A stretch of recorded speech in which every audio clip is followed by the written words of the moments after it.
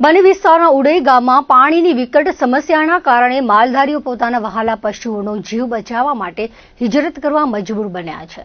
ગામમાં ઠેર ઠેર તાળા લગાવેલા ઘરો, સુમસામ અને ખાલી પડેલા વાંઢ તેમજ પાણીના એક એક ટીપા માટે સંઘર્ષ કરી રહ્યા છે। સ્થાનિક લોકોએ જણાવ્યું હતું કે સરકાર દ્વારા કરવામાં આવતા પાણી વ્યવસ્થાના મોટા મોટા દાવાઓ પર સવાલ ઉભા કરી રહ્યા છે। આશરે 60 જેટલા લોકોની વસ્તી ધરાવતા ઉડઈ ગામમાં પાણીની અછત હવે અત્યંત ગંભીર અને વિકરાળ સ્વરૂપ ધારણ કર્યું છે।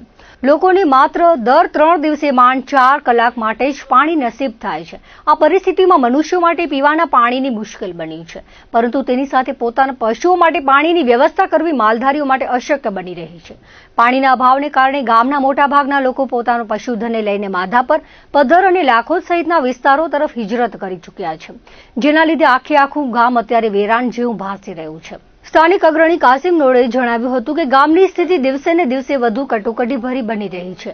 હાલમાં ગામમાં માંડ 8 થી 10 માલધારીઓ જ રહ્યા છે, જેઓ પશુઓનો નિભાવ કરવા માટે પોતાના અંગત ખર્ચે રૂપિયા 1500 થી 1700 ચૂકવીને પાણીના પ્રાઇવેટ ટેન્કર મંગાવે છે। માલધારી જાફરભાઈ જોણેજા સહિતના ગ્રામજનોનો આક્ષેપ કરતા જણાવ્યું હતું કે વહીવટી તંત્ર સમક્ષ અનેક વખત લેખિત અને મૌખિક રજૂઆતો કરવામાં આવી છે, પરંતુ તંત્ર તરફથી માત્ર ઠાલા આશ્વાસનો સિવાય કંઈ જ મળતું નથી।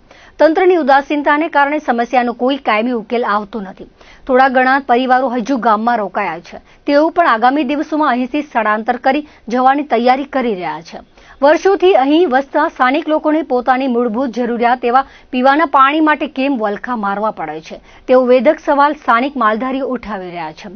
સરકાર દ્વારા કરોડો રૂપિયાની પાણી યોજનાઓ પાછળ અંધાધૂંધ ખર્ચ કરવામાં આવતો હોવા છતાં જો લોકોની હિજરત કરવી પડી રહી છે, ત્યારે વહીવટી તંત્રની નિષ્ફળતા છતી કરે છે। ઉડઈ ગામની હૃદયદ્રાવક સ્થિતિ માત્ર કોઈ એક ગામ પૂરતી મર્યાદિત નથી, પરંતુ તે સમગ્ર વન્ય વિસ્તારમાં વ્યાપેલી જળ કટોકટીની ગંભીરતાનો જીવતો જાગતો પુરાવો છે।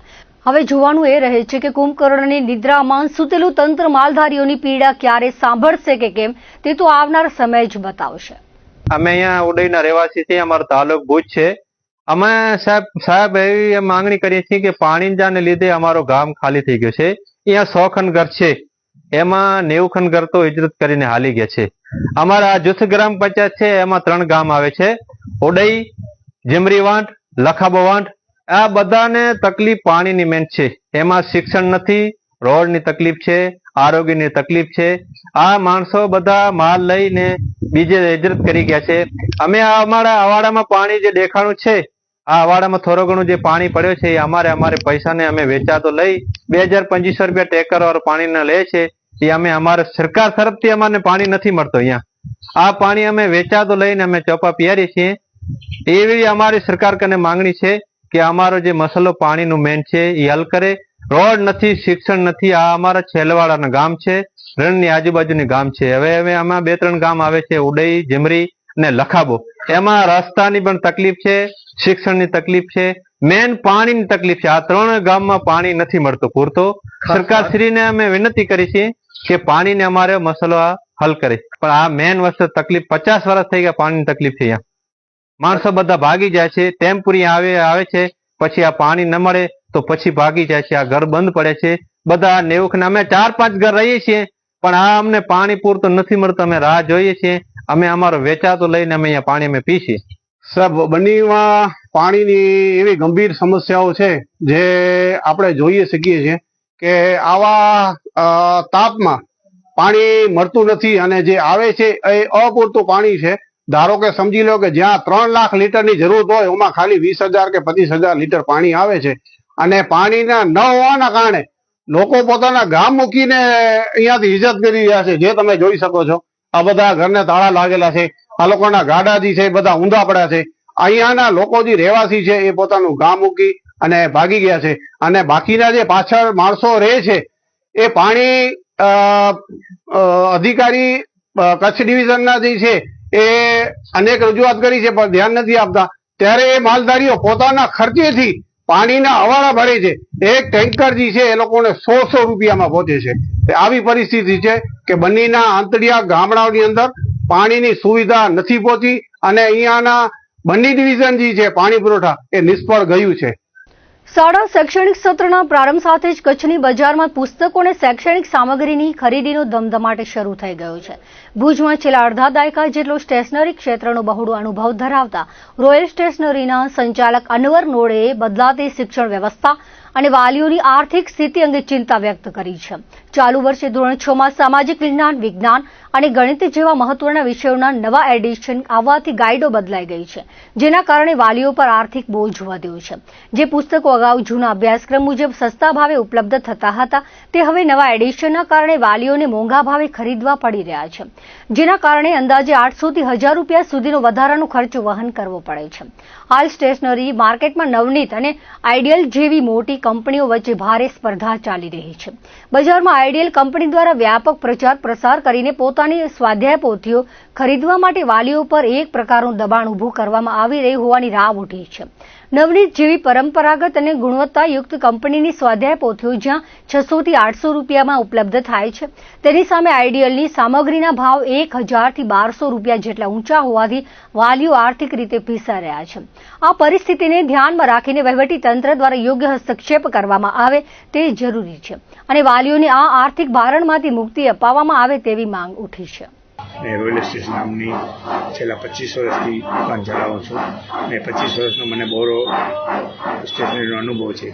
ખાસ કરીને 1978-79 થી મારો તજુર્બો છે. એટલે લગભગ એબાઉટ 48 વર્ષ થયા એકધારી વરથંભી વરસાદ મારી આ સ્ટેશનરી લાઈનની ચાલુ છે. અને મારે હર્ષ ને ઉલ્લાસ એટલે થાય છે કે હું શિક્ષણ સાથે જોડાયેલો છું. હું પોતે ભલે અંગૂઠા છાપ છું તો મને શિક્ષણ સાથે અને વિદ્યાર્થીઓ સાથે, બાળકો સાથે લગ્ન છે. ને ખાસ કરીને અત્યારે તમે વાત કરો છો કે ભાઈ શું અદલ બદલ છે, કંઈ હાલે છે, કંઈ નથી હાલતી, તો આપના દ્વારા અમને કહું કે ધોરણ 6 ની સામાજિક વિજ્ઞાન અને ગણિત ત્રણે નવા એડિશન આવી ગયા, એટલે કે ચોપડી ગાઈડો બદલી ગઈ. પછી બીજી અમુક એક બે ચોપડી બદલી છે. ને જ્યારે બદલવાની વાત આવશે તો એ તમને, મને ને આપણે સૌને ખબર છે કે વાલીઓ પર બોજ આવવાનો છે.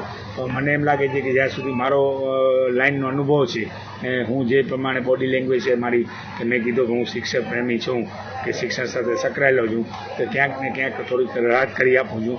એનું કારણ છે કે આ જે તમને ગાઈડોની મેં કીધી એ ગાઈડોની કિંમત લગભગ 800 થી 1000 રૂપિયાની આજુબાજુ એ ગાઈડોની કિંમત થાય છે. તો વાલીઓને આ ઘણો બોજ પડે છે. એનું ખાસ કારણ એ છે કે વખતો વખત જે પણ એકાદી ચોપડી બદલતી હોય તો એ સમજી લો કે 300 રૂપિયાની આજુબાજુ ચોપડી થતી હોય, ને એની જો જૂની ચોપડી હોય તો 100 થી 150 રૂપિયાની આવતી હોય. તો એ વાલીઓ પર થોડોક બોજ પડ્યો છે. બીજી વાત રહી, અત્યારે બજારનો સ્ટેશનરી લાઈનનો માહોલ ગરમ છે. ગરમ એટલે છે કે અમુક આઈડિયલની કંપનીની ચલાવે છે, અમુક નવનીતની ચલાવે છે. ને મને હર્ષ ને ઉલ્લાસ સાથે એમ થાય છે કે Navneet is great quality of the Navneet. ખાસ કરીને જ્યારે ગુજરાતની વાત આવશે તો નવનીતનો કોઈ જોટો જરે નથી. છેલ્લા 48 વર્ષનો હું અનુભવી માણસ છું. તો એના પહેલાં ઘણા એવા પ્રકાશનો આવી ગયા. દાખલા તરીકે ઇન્કા પ્રકાશન આવી ગયો, અનડા આવી ગયો, નવયુગ આવી ગયો, સરસ્વતી આવી ગયો, તો કોઈ બજારમાં ટક્યા નહીં. અત્યારે આઈડિયલ કંપની કરી કોઈ આવી છે ને એ બહોળો એનો પ્રચાર અને પ્રસાર કરે છે. એ ખાસ વાલીઓ પર સમજી લો ને બોધરેશન નાખ્યો છે. કે એનું કારણ તમને કહું કે આઈડિયલની જે સ્વાદે પોથી હોય એ 1200 રૂપિયાની થાય દાખલા તરીકે, ને જો એની જો નવનીતની હોય તો 600 ને 700 ને 800 રૂપિયાની થતી હોય. તો મને એમ લાગે છે ક્યાંક ને ક્યાંક વહીવટી તંત્રને પણ એમાં ધ્યાન આપવું જોઈએ કે આઈડિયલની શું કામ, નવનીતની શું કામ નહીં. હું એમ નવનીતને એમ નથી કે તમે નવનીતને લ્યો, તો આપણા કને ગુજરાતમાં 2 જ ઓપ્શન છે. ને ખાસ કરીને કચ્છ ભુજની વાત આવશે એના 2 જ ઓપ્શન છે. એક નવનીત આવે છે, એક આઈડિયલ આવે છે. તો આઈડિયલની એટલી કોઈ બજાર અત્યારે કોઈ જામી નથી, પણ નવનીત મેં તમને કીધું ને, નવનીત ઓલ્ડ ઇઝ ગોલ્ડ. ને તમને અને મને હર્ષને ઉલ્લાસ થાય છે કે ગઈકાલથી સ્કૂલો ચાલુ થઈ છે. આજે તમે પણ જોયો કે ધમધમાટ ચાલુ થઈ ગયો છે. ને ઇન્શાલ્લાહ એ અઠવાડિયા સુધી ધમધમાટ ચાલુ રહેશે. ને જે અમારે રોજીરોટીનો પ્રશ્ન હોય છે એમાં મને લાગે ક્યાંક ને ક્યાંક હલ થઈ જશે. કચ્છ ક્રિકેટ એસોસિએશનના પ્રમુખ અને ગુજરાત બાર એસોસિએશનના પૂર્વ ચેરમેન બહાદુરસિંહ જાડેજાનું દુઃખદ નિધન થયું છે, જેના પગલે સમગ્ર કચ્છ જિલ્લામાં શોકની લાગણી વ્યાપી ગઈ છે. વરિષ્ઠ અને લોકપ્રિય વ્યક્તિત્વના અવસાનથી કચ્છના રમતગમત તેમજ કાનૂની ક્ષેત્રે ક્યારેય ન પૂરી શકાય તેવી ખોટ પડી છે. દુઃખદ કપરા સમયમાં ભુજના ઐતિહાસિક જ્યુબિલી ગ્રાઉન્ડ ખાતે રમાઈ રહેલી સાંસદ ક્રિકેટ ટુર્નામેન્ટ દરમિયાન રોયલ ક્રિકેટ એકેડમીના હોદ્દેદારો, ખેલાડીઓની ટુર્નામેન્ટ કમિટીના સભ્યોએ એકત્રિત થઈને સદગતના આત્માની શાંતિ માટે 2 મિનિટનું મૌન પાળ્યું હતું. ઉપસ્થિત તમામ રમત પ્રેમીઓએ ક્રિકેટના વિકાસમાં તેમના અમૂલ્ય યોગદાનને યાદ કરીને ભારે હૈયે ભાવભીને શ્રદ્ધાંજલિ અર્પણ કરી હતી. કચ્છ ક્રિકેટ એસોસિએશનના પ્રમુખ અને હજારો ક્રિકેટરો જેમને માન આપતા એવા સાહેબ શ્રી બહાદુરસિંહ જાડેજા સાહેબનું આજે દુઃખદ નિધન થયું છે. કચ્છ ક્રિકેટે નહીં પણ કચ્છ જિલ્લાએ ન પૂરી શકાય એવી ખોટ આજે પડી છે. સાંસદ ક્રિકેટ ટુર્નામેન્ટ કમિટી તેમજ રોયલ ક્રિકેટ એકેડમી વતી સાહેબશ્રીને શ્રદ્ધાંજલિનો કાર્યક્રમ અહીંયા રાખવામાં આવ્યો હતો અને આજે કચ્છે એવું વ્યક્તિત્વ ગુમાવ્યું છે કે કચ્છ ક્રિકેટ એસોસિએશન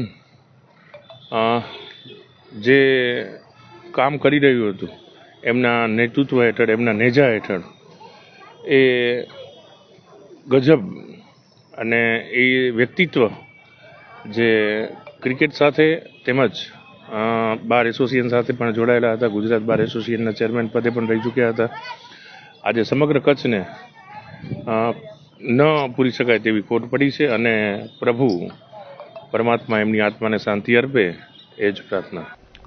દર્શક મિત્રો, આ હતા ત્યાર સુધીના કચ્છ ટીવી સમાચાર. ફરી મળીશું નવા સમાચારો સાથે, નવી અપડેટ સાથે. ત્યાં સુધી મને રજા આપશો. નમસ્કાર.